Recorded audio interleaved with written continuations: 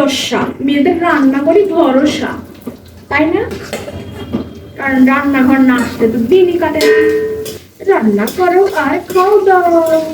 Hello বন্ধুরা, আজকের ভিডিওটা শুরু করছি ম্যাথ জীবনের রান্না দিয়ে। ম্যাথ কিসের জন্য বললাম, কিভাবে ম্যাথ জীবনে আমরা ডিমের তরকারি রান্না করে খেতাম, ঢাল ঢালা একটা ঝোল, সেটাই আজকে তোমাদের সাথে শেয়ার করব। ডিমগুলো ভেজে তুলে নিলাম।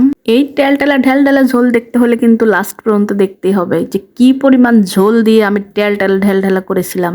আর এই কাহিনীটা আজকে কিসের জন্য হলো সেটাও বলবো। আসলে রান্না করতে মন চাচ্ছিল না, কি আর করবো, রান্না করতে যেয়ে ডিমের ঝোলটা আমি বেশি দিয়ে দিছি। সেজন্য ভাবলাম তোমাদের সাথে ভিডিওটা শেয়ার করি একটু মজার মাধ্যমে।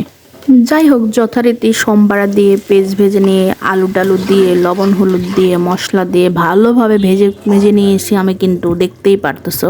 প্রথমে তো ভেবেছিলাম একটু রসায়া কষায়া রান্না করব অল্প ঝোল দিয়ে, কিন্তু কষানো টষানো সবই ঠিক ছিল, ডিম দেওয়াও ঠিক ছিল। ডিমটা যে কষানো হয়ে গেল, পরে মনে হচ্ছে একটু হালকা ঝোল দেই।